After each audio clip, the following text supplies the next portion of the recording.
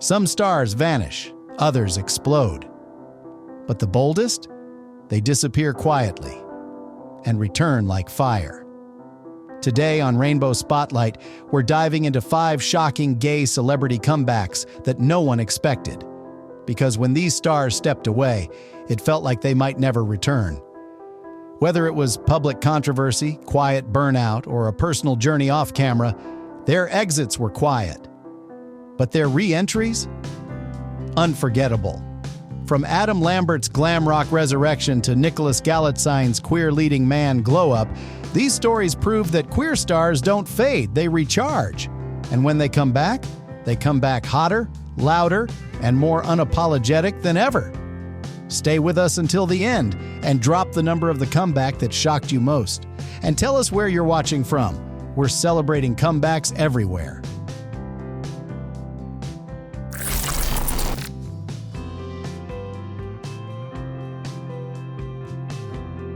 Adam Lambert, the voice they tried to silence, but couldn't. When Adam Lambert first burst into global fame on American Idol in 2009, he wasn't just a singer. He was a full-blown glitter bomb in a world that wasn't ready.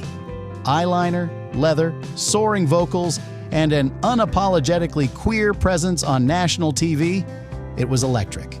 It was controversial, and it shook America's living rooms. But fame hit fast, and the backlash hit harder. After a now infamous 2009 AMA's performance where Adam kissed a male dancer on stage, the media erupted. His scheduled appearances were canceled. Critics called him too much. TV execs panicked, and the message was clear. The world wanted his talent, but not his truth. So Adam dialed it back, just a little. He kept making music, of course. His debut album, For Your Entertainment, went platinum, and hits like What Do You Want From Me proved he could cross over. But the version of Adam the public got, it was slightly muted, polished, palatable, still bold but careful. Then came the quiet period. For a few years he wasn't everywhere. No chart toppers, no major controversies. Just a loyal fan base, smaller tours, and whispers of burnout. Some thought his moment had passed, but in true glam rock fashion, he was just recharging. In 2014, Adam made one of the most unexpected and legendary comebacks in modern queer music history. He joined Queen. Stepping into Freddie Mercury's shadow was no small feat, but Adam didn't try to replace him. He reimagined what a queer frontman could be in the 21st century. Fierce, emotional, and fearlessly theatrical. With Queen plus Adam Lambert, he toured arenas around the world, reclaiming a space in rock that queer artists had long been shut out of. And then, he doubled down on being himself. His 2020 album Velvet was his full-circle moment, a lush, disco-drenched, unapologetically queer statement piece. From the seductive confidence of Roses to the neon funk of Superpower, Adam proved that his sound, his look, his identity, it all belonged. Fashion-wise, think rhinestone boots, latex gloves, metallic smoky eyes, and velvet suits that say, "Yes, I'm too much, and that's exactly the point." This year, his headline performance at London Pride was a reminder. Adam Lambert isn't a throwback. He's the blueprint for queer pop rock stardom in the modern era. And the best part? He no longer asks permission to shine. "I was told to tone it down. Now I turn it up louder." Adam, speaking at World Pride. Adam's comeback wasn't one single moment. It was a slow, powerful reclaiming of the spotlight on his terms. Drop a 1 if Adam Lambert reminded you that real stars don't fade. They evolve, glow up, and come back even louder.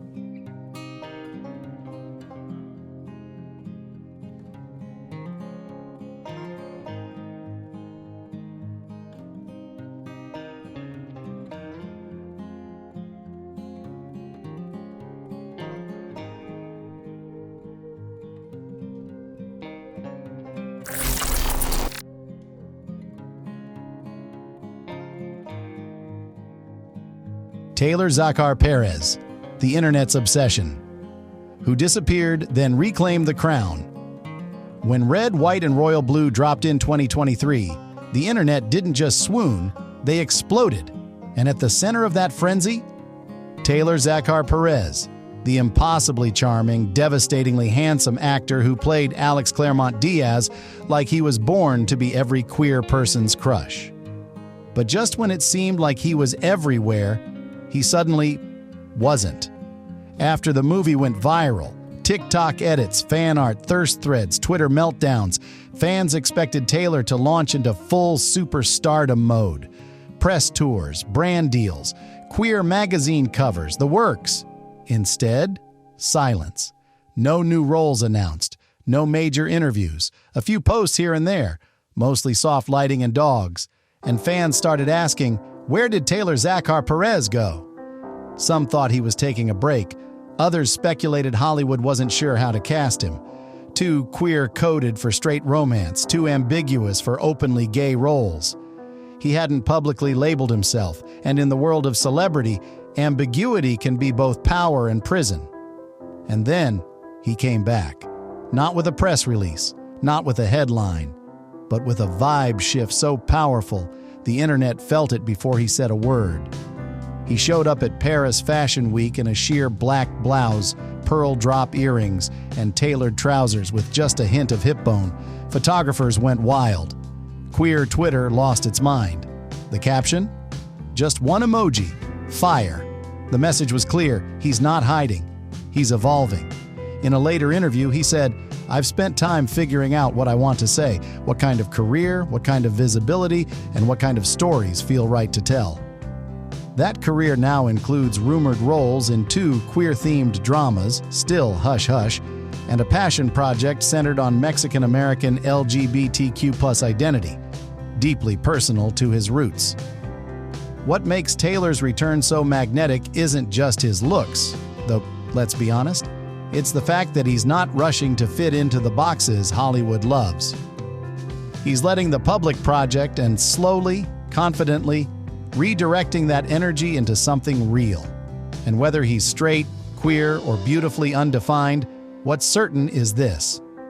Taylor Zakhar Perez has become a symbol of queer-coded masculinity that's modern, fluid, and wildly irresistible. He didn't flame out. He strategically stepped back, and now he's walking back in like he never left, only hotter, wiser, and in full control of his narrative. Drop a 2 if Taylor's slow burn comeback reminded you that some stars don't fade, they simmer, then spark.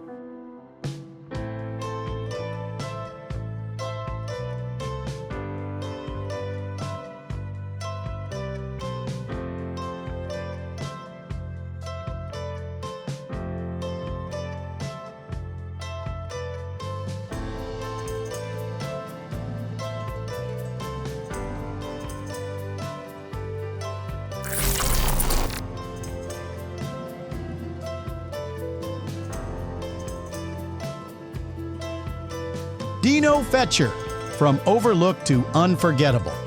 In the ever-shifting landscape of queer storytelling on screen, Dino Fetcher was once that guy you vaguely remembered, handsome, talented, but somehow always just on the edge of a breakout. Not anymore. Today, he's the quiet storm who's redefined what it means to rise without noise, then dominate with presence.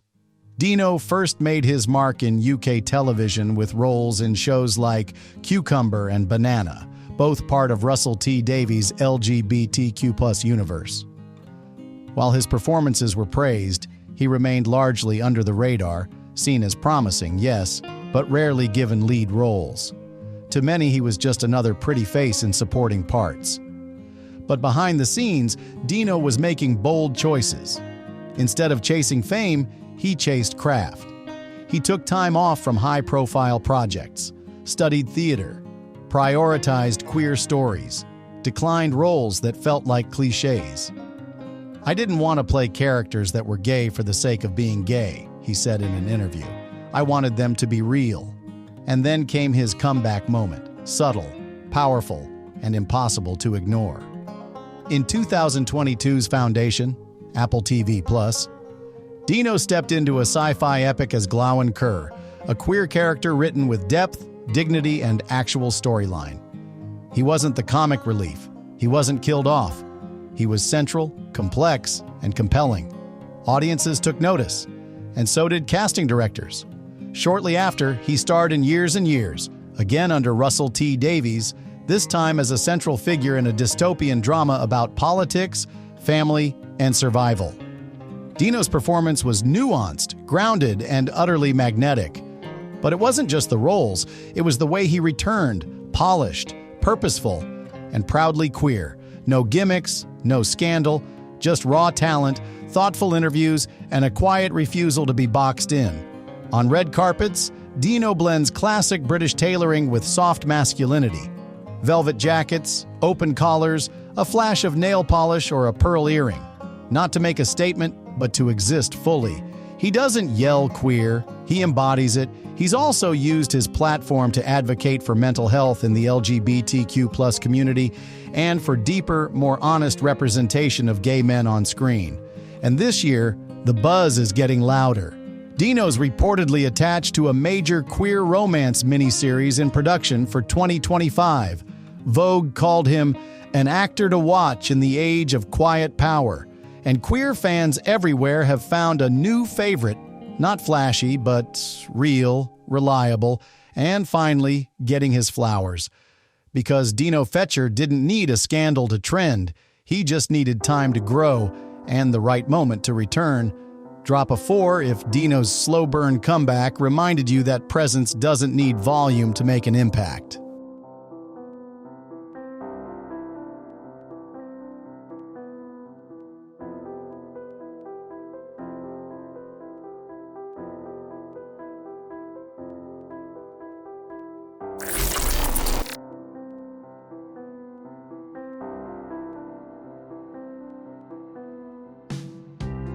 Nicholas Galitzine. From heartthrob to queer Hollywood royalty. There was a time when Nicholas Galitzine was best known as that pretty guy from Cinderella. Sweet, British, classically handsome. The kind of actor Hollywood loves to cast as the safe, straight, slightly boring love interest. Then, everything changed. Over the past 2 years, Nicholas has gone from one to watch to the one everyone's watching. Thanks to his now signature roles in queer romances that don't just hint, they deliver. From Purple Hearts to Red, White, and Royal Blue, he's become the face of a new kind of romantic lead, emotionally available, tender, and unmistakably queer-coded. But for a while, the industry didn't know what to do with him. After Cinderella, he was put in a box, beautiful, clean-cut, commercial. But Nicholas didn't lean into the easy path. Instead, he chose subversive scripts, emotional complexity, and roles that made people ask, wait, is he? In Red, White, and Royal Blue, his portrayal of Prince Henry, soft-spoken, closeted, aching for connection, struck a nerve. Audiences didn't just root for him, they saw themselves in him. And Nicholas? He didn't shy away from the attention. In interviews, he never dismissed the impact of playing queer roles as a straight man.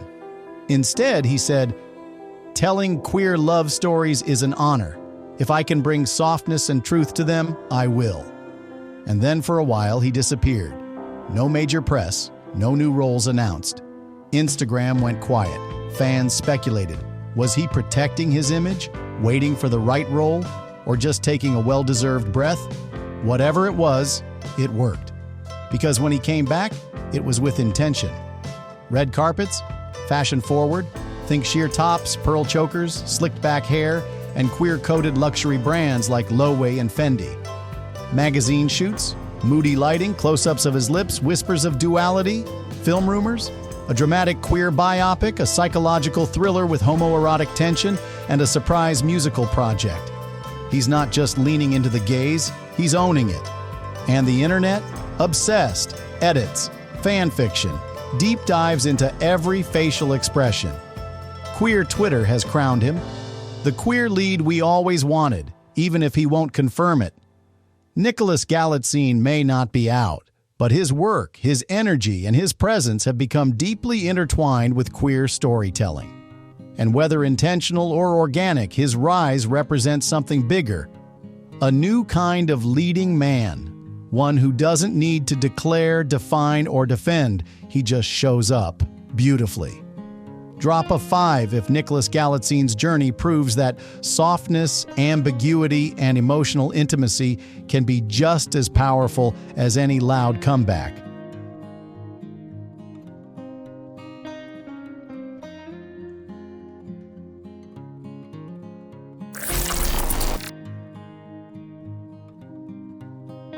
Ezra Miller. The chaos icon Hollywood couldn't cancel. No celebrity comeback is more controversial or more shocking than Ezra Miller's. Once hailed as a bold, gender non-conforming breakout star, Ezra became a walking contradiction. Red carpet royalty one year, tabloid headline the next. From the perks of being a wallflower to their unforgettable fashion at the Met Gala, Ezra was queer, strange, powerful. And then, everything unraveled. Between 2020 and 2022, Ezra's name became synonymous with scandal, arrests, allegations, viral videos. A wave of troubling headlines followed them from Hawaii to Iceland. Even as fans begged for answers, Ezra stayed mostly silent. And just like that, they disappeared. No statements, no appearances, no clarity. People wondered if it was the end of a once iconic career, especially after Warner Brothers faced immense pressure to cancel The Flash, a film they had already spent $200 million on with Ezra in the lead. At the time, it felt impossible that someone so publicly embroiled in chaos could ever return to the screen, much less public favor. But in 2023, Ezra Miller reappeared, not with a tell-all, not with a rebrand, but with a performance. Against all odds, The Flash premiered worldwide. Ezra showed up, quietly, solemnly, to the LA red carpet in an all-black suit, silver chains, and the look of someone fully aware of their own mythos. They thanked the studio, thanked the fans, made no drama, just walked, posed, and let the cameras click.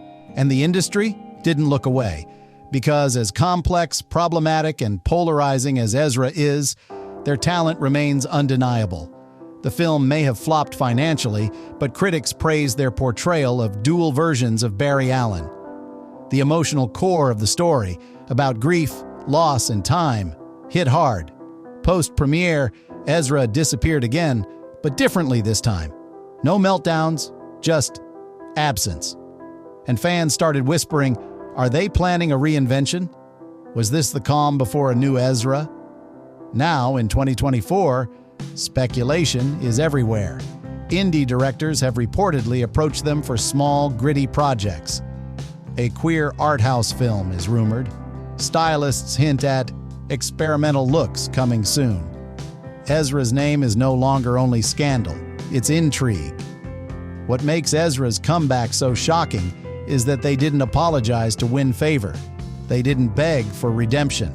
They simply showed up again and let the conversation shift.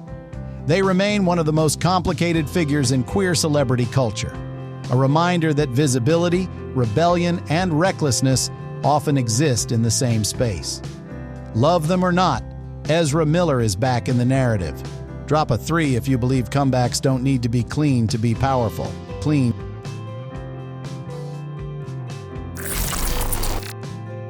Sometimes the most powerful comebacks aren't the ones that scream. They're the ones that walk back in like they never left. Stronger, wiser, and dripping with confidence. From Adam Lambert's unapologetic glam rock reign, to Taylor Zakhar Perez's slow burn seduction of the internet, to Ezra Miller's turbulent return that nobody saw coming, to Dino Fetcher's rise through quiet resilience, and Nicholas Galitzine's queer-coded soft power. This wasn't just about fame. It was about transformation, reinvention, claiming space. Every one of these stars stepped away, by choice or by circumstance. But they came back with fire, and more importantly, on their own terms. Because being queer in the spotlight means more than surviving scandal. It means rewriting the rules and reminding the world that the show doesn't go on without you. Drop the number of the comeback that hit you hardest and tell us where you're watching from. We see you. We hear you. We're coming back together, bolder than ever. Subscribe for more unapologetically queer moments, and we'll see you in the next Spotlight.